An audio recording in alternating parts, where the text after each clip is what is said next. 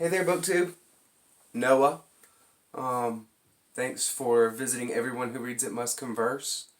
Hope you enjoy tag videos because it's Tag Tuesday. And I saw Jack the Rambling Raconteur do this tag earlier today and thought that it was really fun. So I'm going to do the leap year tag. And there's not much to say about that except for just to get to it. So, very cool tag, all about the leap year. And the first is Extra Day, a book with something extra. And I tell you, there's so many books out there that have, just a little something extra to them. I love, books that kind of get you somewhere where you didn't know where you were going to be and stuff like that. But maybe it was because of Jack's video, but I couldn't think of anything more fitting for a book with a little something extra to it than Italo Calvino, If on a Winter's Night a Traveler.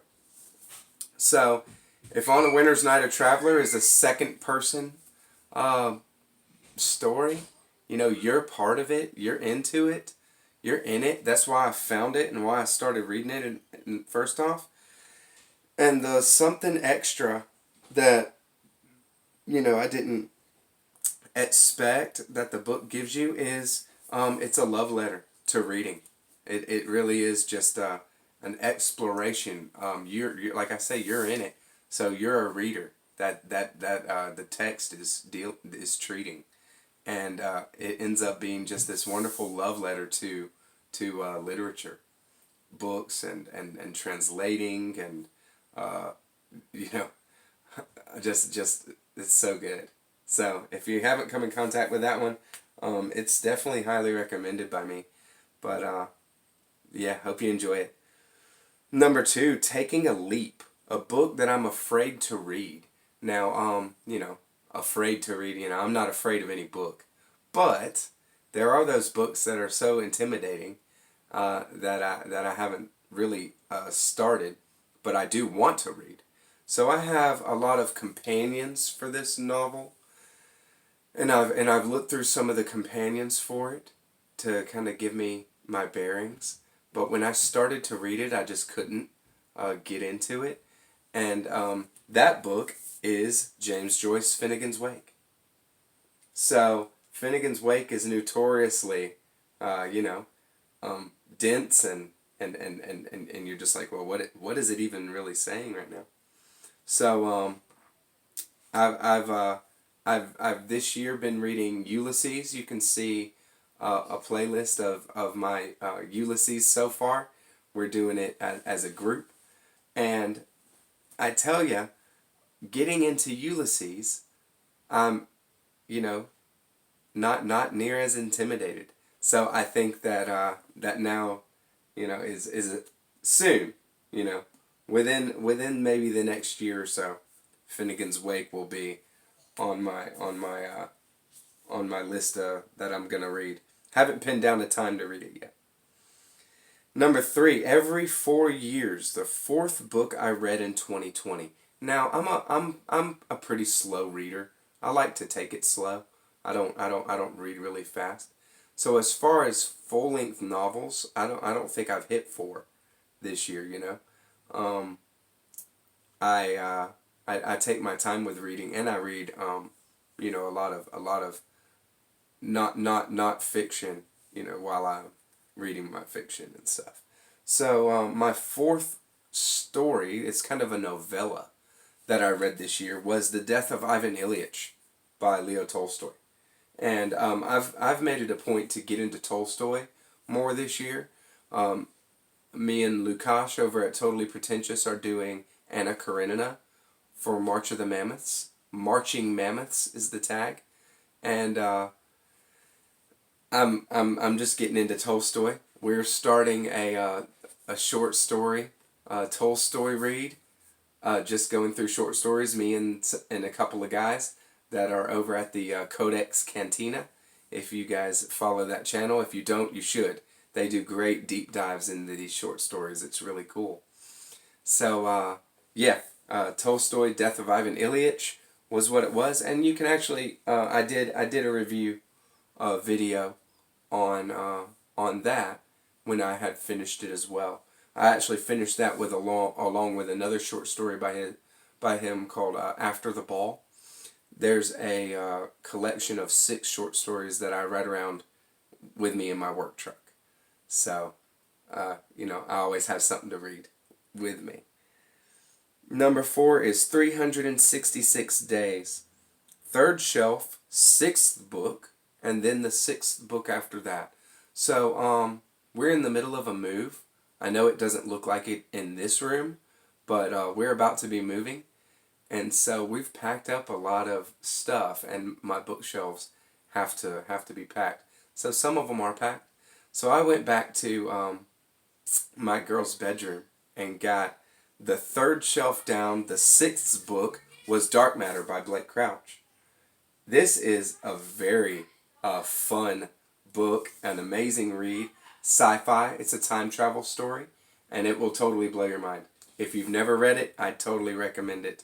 If you'd like to see a review, just leave me a little comment and I'll do it, because this one was really, really fun. Really a wild ride. I loved it. And then the 6th book after that was Master and Margarita by Mikhail Bulgakov. Bulgakov, right. If you haven't come in contact with Master and Margarita, this is an amazing book. It is a surreal, magical fiction.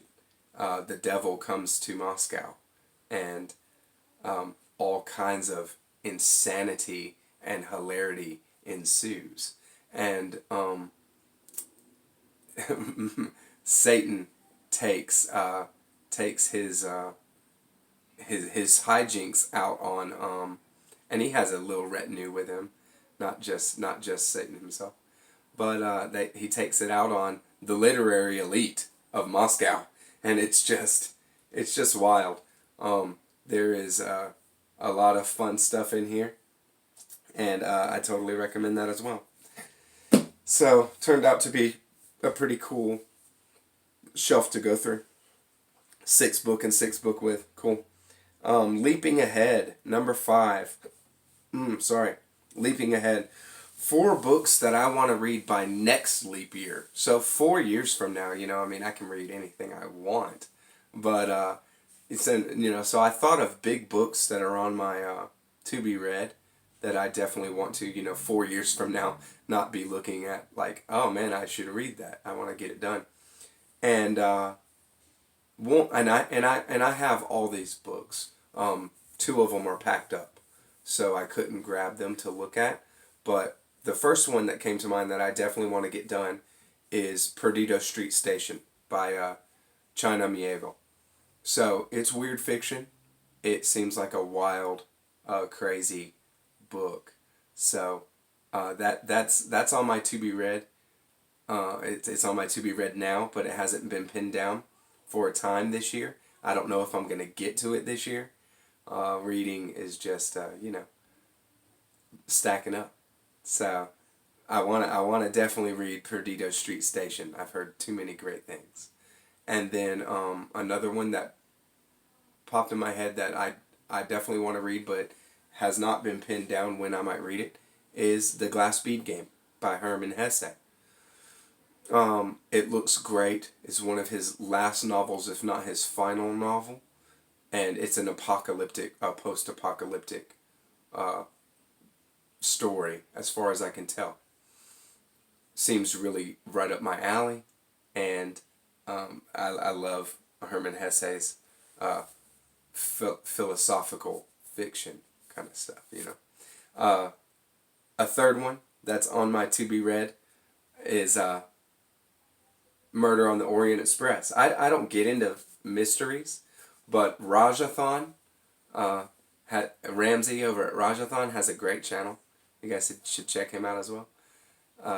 He actually told me, don't let anybody mess up the twist for you. Just read it. It's really, really great. So I love recommendations. If somebody's really passionate and recommending something to me like that, then I'm gonna read it. So I got it from Goodwill or something for next to nothing. And then the final thing that's on my I want to read by the next leap year is Thomas Pynchon's Mason and Dixon. Now, this is not on my to be read anytime soon. It'll probably be next year before I get to it because I'm going to read Against the Day later in the year. And that'll be my pension for the year right there. And but looking forward after that to a beast that I want to conquer, Mason and Dixon is right there at the top of my list. So there we go. 4 books that I want to take out before the next leap year. Should be very doable. And then we have Leapfrog, books on my TBR with green. And most of my TBR is packed up because I don't have any. I know that those are books that I didn't have any need for. And then, of course, tag videos. So a book that is on my TBR that has green in it, though, is East of Eden by John Steinbeck. This comes highly recommended by Alan at Big Books and Classics. Says he loves it.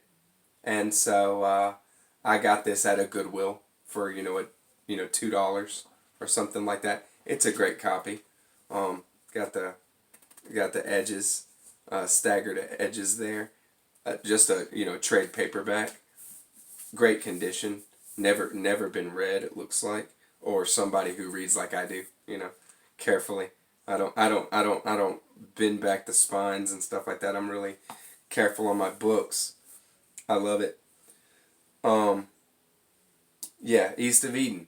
Definitely want it to happen. And it is got some green, in the, you can see. Very cool. So the number 7 and final question is bad luck, bookish things to steer clear of. Now, 2 things popped into mind when I just kind of thought of this. Two little rules of thumb that I keep in mind all the time is to not take everybody's recommendation. I only take recommendations and really take to heart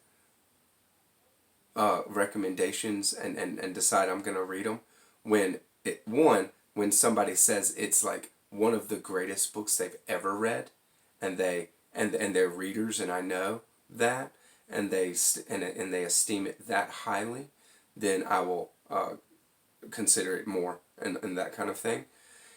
And if people aren't readers and they've only read a few books like in their life, and they just don't read, and they are like, oh man, you should read this book.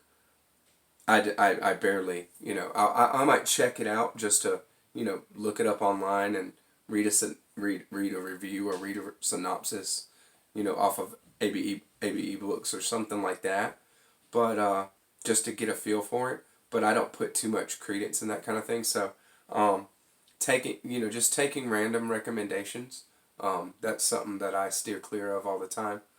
I hate being disappointed in a book. So I definitely, that's why I love Booktube, get good recommendations from readers that know what they're talking about. And then another bookish thing to steer clear of is overload of reading.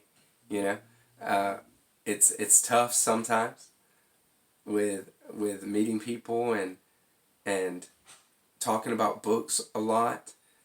Everybody wants to buddy read something, or everybody wants to get into reading something so that we can talk about the same thing, talk through it.